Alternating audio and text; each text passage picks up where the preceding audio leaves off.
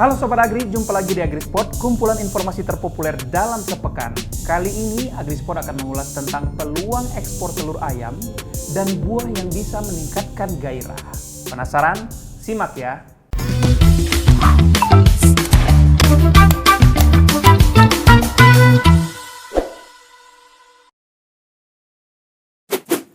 Informasi terpopuler pertama, panen jagung di Tiongkok bertambah selama masa pandemi COVID-19. Namun meski jumlahnya bertambah, pemerintah negeri tirai bambu ini tidak menutup keran impor dari negara lain. Dilansir dari Successful Farming, Tiongkok adalah negara importir jagung terbesar di dunia. Dengan jumlah penduduk yang juga angkanya terbesar di dunia, mayoritas penduduk Tiongkok mengedepankan aktivitas beternak dan membutuhkan jagung. Selain sebagai pakan ternak, di Tiongkok, jagung juga diolah menjadi berbagai jenis makanan lezat untuk manusia. Departemen Pertanian Amerika Serikat USDA dan World Agriculture Supply and Demand Estimates menilai tahun ini produksi jagung di Tiongkok meningkat 5% dari tahun sebelumnya selama pandemi COVID-19 berlangsung, yakni sekitar 283 juta ton. Meski demikian, Tiongkok dikatakan tetap akan impor jagung dari negara lain sekitar 26 juta ton. Peningkatan produksi jagung di Tiongkok disebabkan adanya kebijakan pemerintah setempat yang menginginkan adanya aktivitas pertanian di seluruh area kosong. Warga pun ramai-ramai memanfaatkan lahan kosong tersebut dengan menanam jagung. Selain untuk pakan ternak dan makan olahan untuk manusia, di Tiongkok, jagung juga bisa menjadi bahan baku pembuatan etanol atau zat yang biasa digunakan untuk produksi alkohol, cat, bahan bakar minyak, kosmetik, dan kebutuhan hidup lainnya. Kalau tadi bicara tentang Tiongkok tidak menutup keran impor jagung dari negara lain, sekarang nih pemerintah Indonesia membuka peluang besar ekspor telur tetas ke negara lain. Vietnam dan Myanmar menjadi pasar baru ekspor telur tetas asal Indonesia. Di bulan September ini saja, Indonesia mengirim 65.000 butir telur tetas ke Myanmar senilai 1,3 miliar rupiah yang dilepas oleh Dirjen Peternakan dan Kesehatan Hewan dari Kementerian Pertanian. Ekspor akan rutin dilakukan tiap bulan. Terbukanya peluang ekspor produksi unggas asal Indonesia tak lepas dari kompartementalisasi Indonesia bebas flu burung yang diakui Organisasi Kesehatan Hewan Dunia (OIE). Kondisi ini menjadi penyemangat bagi peternak unggas asal Indonesia untuk meningkatkan produktivitas sesuai standar, khususnya telur tetas. Bicara tentang telur, dulu telur ayam kampung diyakini dapat menambah stamina vitalitas pria.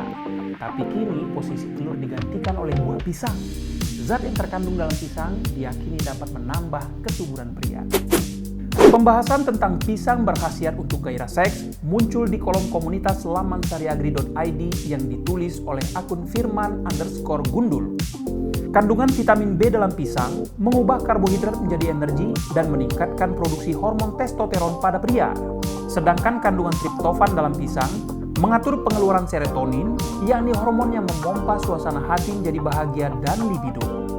Dianjurkan untuk makan buah pisang sekitar 1 jam sebelum aktivitas pasangan suami istri untuk kualitas lebih baik. Manfaat lainnya, rutin mengkonsumsi pisang dapat membantu menjaga kesehatan tubuh, khususnya pada saluran pencernaan. Akhir pekan, asiknya ngomongin tentang liburan. Nah, Sobat Agri, berikut ini informasi lokasi liburan yang bisa kamu kunjungi di akhir pekan ini. Yang pertama, yakni Museum Atletico Spanyol.